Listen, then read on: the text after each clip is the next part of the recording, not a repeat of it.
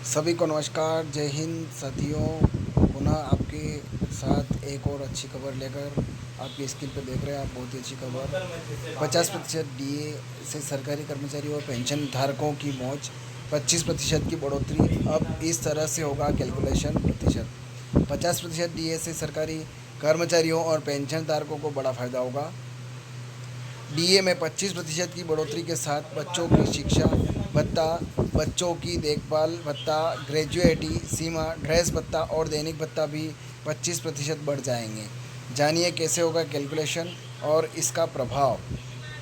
केंद्र कर्मचारियों एवं पेंशन धारकों के लिए खुशखबरी है, क्योंकि सरकार ने डीए यानी के महंगाई भत्ते को 4% बढ़ाने का फैसला किया है।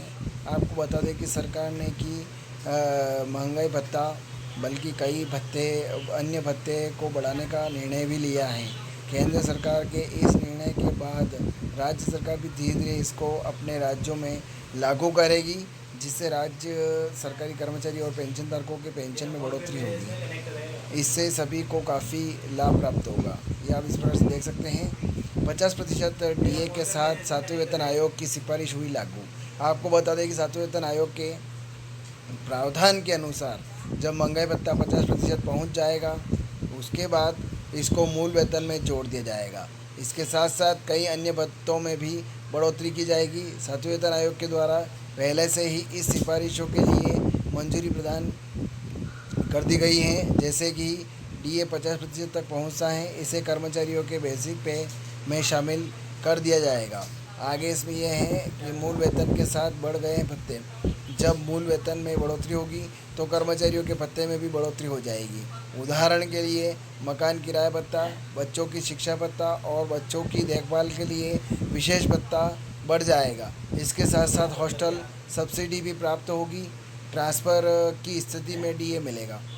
ग्रेजुएटी की सीमा में भी डीए के साथ बढ़ जाएगी। केवल यही नहीं बल्कि अपने वाहन के लिए माइलेज भत्ता भी प्राप्त होगा।